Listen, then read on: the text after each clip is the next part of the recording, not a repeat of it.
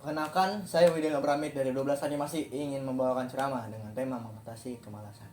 Bismillahirrahmanirrahim. Alhamdulillahirabbil alamin wassalatu wassalamu ala asyrofil anbiya'i wal mursalin wa ala alihi washabbihi ajmain. Amma ba'du. Segala puji bagi Tuhan Allah Tuhan semesta alam, rahmat dan keselamatan semoga terlimpah atas paling mulianya Nabi dan Rasul, juga atas keluarga dan para sahabat serta kepada yang mengikuti mereka dalam kebenaran sampai hari kiamat adapun setelahnya. Pertama-tama, marilah kita panjatkan puji dan syukur kehadiran Allah Subhanahu wa taala yang telah melimpahkan rahmat-Nya kepada kita semua. Kita bersyukur dapat berkumpul di pagi yang cerah ini dengan nikmat kesehatan yang masih diberikannya. Tak lupa sholawat dan salam semoga tercurah kepada junjungan kita Nabi Muhammad SAW serta kepada keluarga dan sahabat-sahabatnya yang mulia. Marilah kita bersama-sama menjelajahi petunjuk hidup yang agung ini dengan tema yang hendak kita bahas pada hari ini, yaitu tentang mengatasi kemalasan. Kemalasan adalah keadaan di mana seseorang individu cenderung enggan untuk melakukan tindakan atau aktivitas yang memerlukan usaha.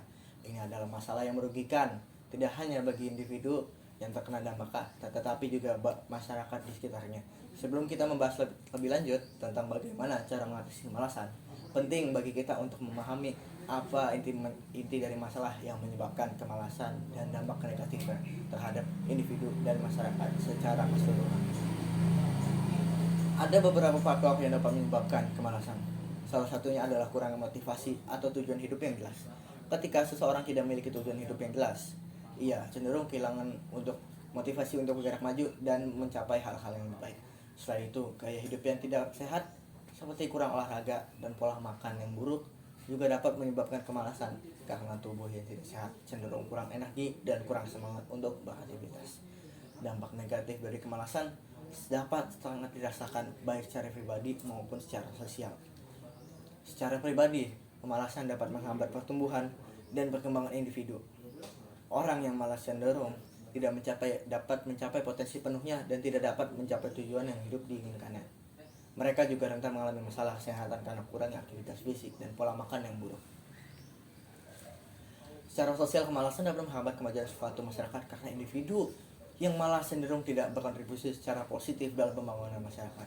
Imam Ar-Raghib rahimahullah berkata, siapa yang bermalas-malasan, maka ia telah terputus dari kemanusiaan atau bahkan kebinatangan dan telah menjadi ras orang mati.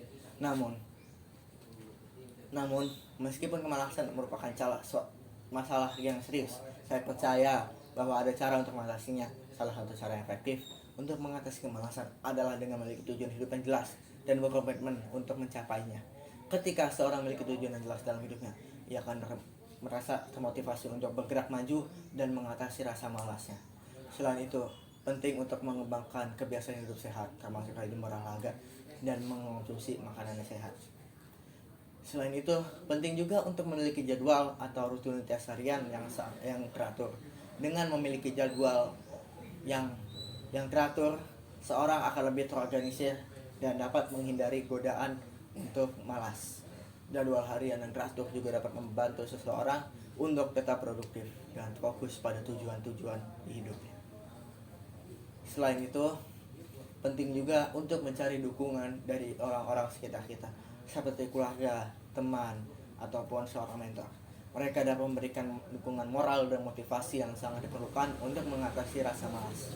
Selain itu, bergabung dengan kelompok atau komunitas yang memiliki minat atau tujuan sama dapat juga membantu seseorang untuk tetap termotivasi dari mengatasi kemalasan kita. Dalam mengatasi kemalasan, penting juga untuk mengubah pola pikir dan sikap seseorang.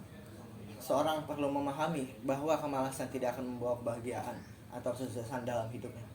Sebaliknya, hanya melalui usaha dan kerja keraslah seseorang dapat mencapai tujuan hidup dan meraih kesuksesan yang diinginkannya. Demikian beberapa hal yang saya sampaikan. Semoga apa yang disampaikan tadi dapat memberi manfaat dan kebaikan bagi kita semua tentunya.